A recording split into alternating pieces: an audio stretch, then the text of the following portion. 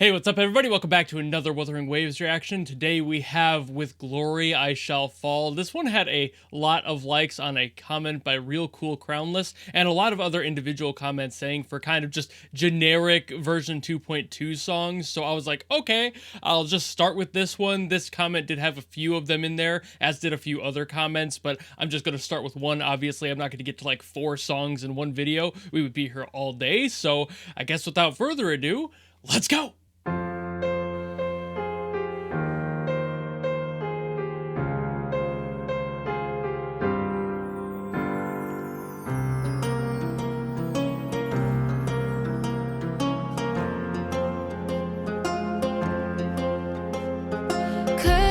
A second, slow your pace, listen to the story of I don't know why I don't expect lyrics in these songs. I should.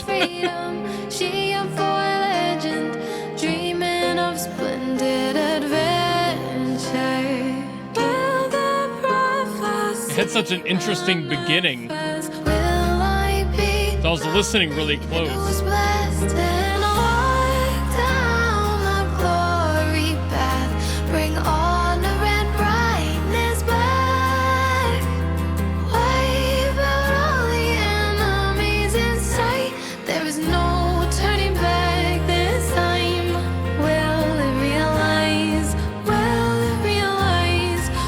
This is interesting.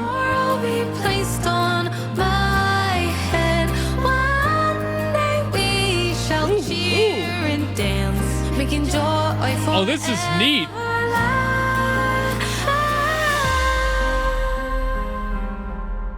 There's some musical choices that are very common in like Northern Europe.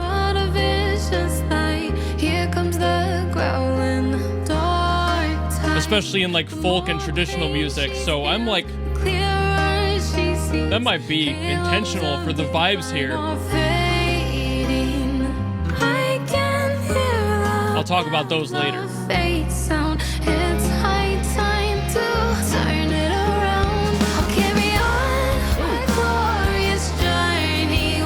Bringing in the kit. You know I'm always gonna love that. There is no turning back this time. This will realize, it will realize. Truth in my heart never dies. I'll pierce through all the veils of lies with the silver sword in my hand. Divinity, blindfolding me, wrap me in lies.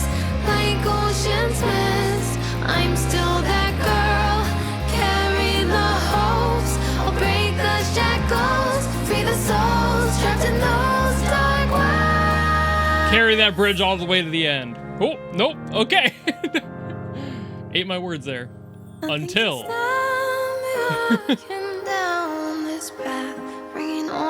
brought it back down. I was expecting it to go up in energy again. But they're probably saving it.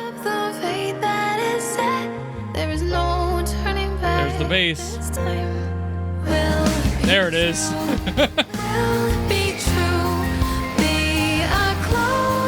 Caught me off guard a little bit.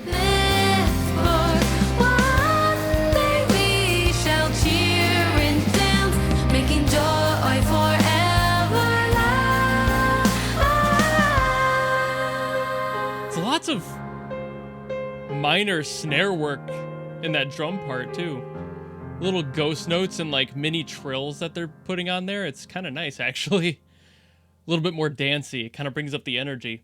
That was really good. And I'll get into, like I said, the things I was talking about earlier about the musicality, of course. But man, that definitely caught me off guard in multiple ways. All right, so the music stuff in this. There is so much theory I could get into, but I'm going to just give you guys kind of a nugget of information, and if you want to go learn more about it, go for it. But I'm pretty sure this is an F minor, which is in its own way kind of unique, but I'll explain why in a second.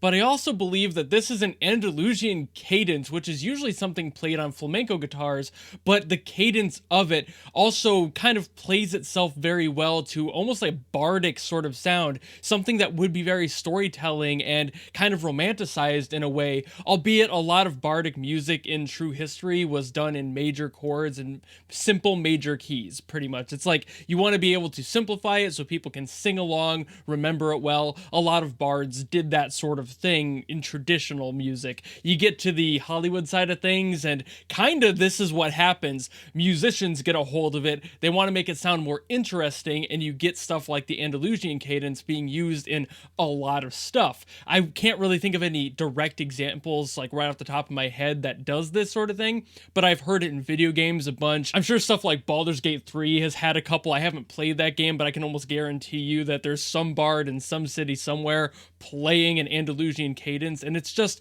such a bright but also kind of melancholic sound that comes from that because of the F minor.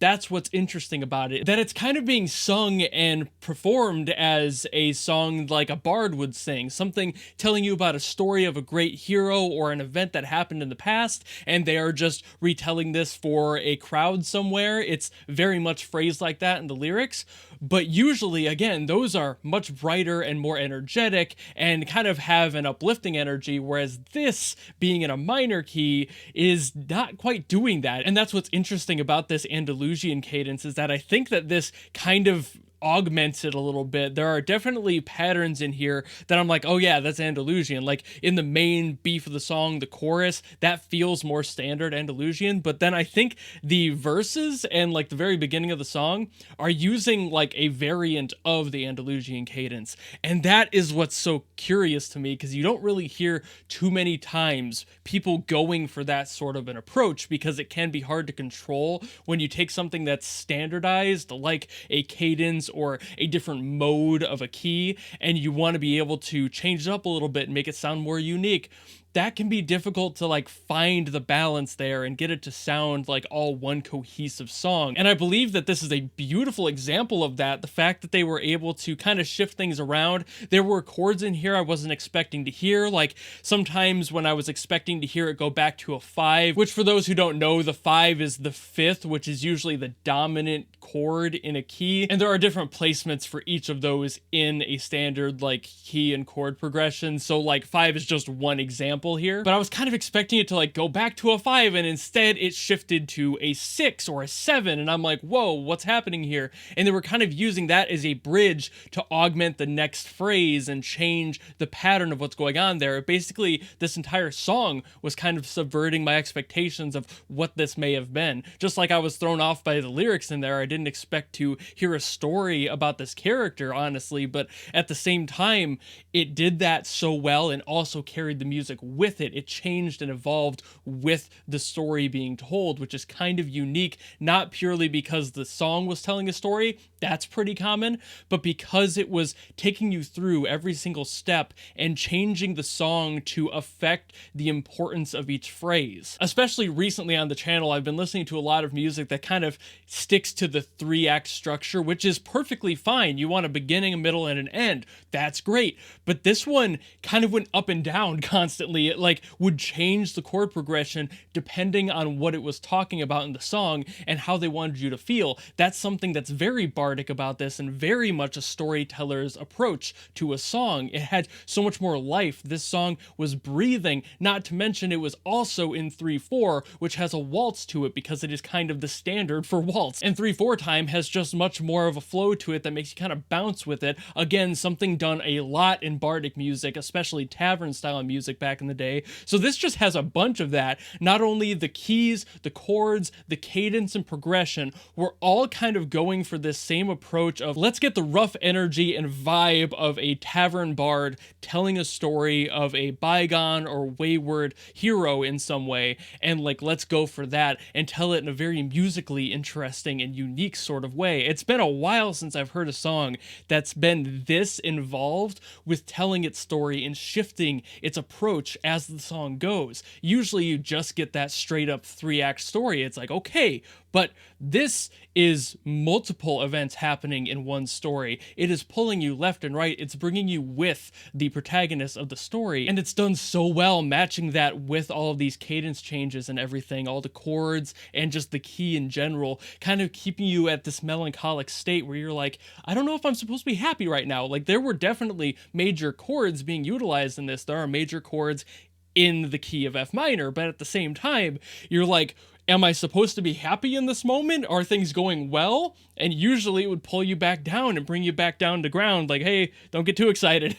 There's still a lot to happen here. And that's just the storytelling in its finest. This did an amazing job. And just to speak of the story real quick, I love the story of this. It was just bringing you through kind of the expectations of this character and what they felt were these high expectations and their desire to complete them. Not even that anyone was expecting her to do it, but she felt it correct to go down this path and try to save or correct whatever's going on in this world. That context is kind of lost on me, but I felt it through the lyrics, and there was sections of the lyrics and there are little lines that made me go, whoa, like they really thought about the terminology being used in this, like the laurel being placed on the head. That's basically a wreath. If you've ever seen like Lord of the Rings, the Galadriel had that a few times. Like there's like a wreath on her head to celebrate like a joyous occasion, a celebration of some sort. That was something very traditional, and I didn't expect to hear in a song. Not that I don't think people would have referenced it, but it's just not something I'm used to hearing, that much attention to detail and using those little characterizations, those like specifics from that part of the world and that sort of world building in order to create a more robust story here.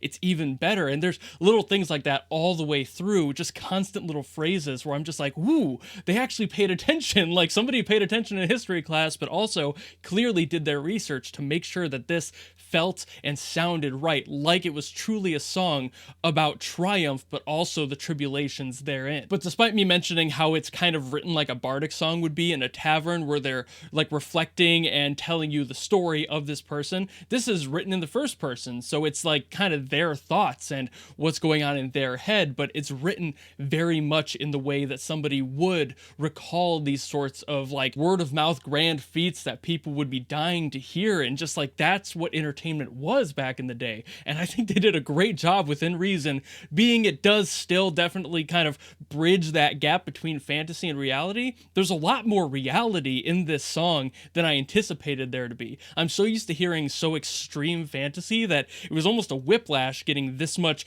real influence put into a song and a story for a character like this, and I love that. But I've also yapped plenty about this song, so I will end it here. Thank you all so very much for watching. Like I said, if you want to learn more about all of that stuff with the cadence and everything, go do more research. I kind of just did a rough overview and mention of it. I'll definitely have like little blurbs of text down below so you guys don't get completely lost if you don't know what I'm talking about, but I still highly recommend that if this interested you, you're probably going to love hearing more about the actual music theory behind this sort of thing, because it's used in pop, it's used in jazz, it's used in everything, and that's kind of music as a whole. It's there to be utilized and changed and edited and kind of adapted to whatever story it needs to tell, and they just did a phenomenal job on this one, and that's why I love this song so much. But like I said, I'm done here. If you have any other songs from Wuthering Waves you want me to get to, by all means drop them in the comments below and I will do my best as always to get to them. I know there were the few others in that comment, but I don't know if you guys actually want me to get to those or other songs, so retype them down below if you really want me to get to one of those or a different one, and I will do my best as always. And of course, if you just like this video and you want to follow me and support me for more stuff in the future, you know how to do all that, and I will see you all in the next video. Goodbye!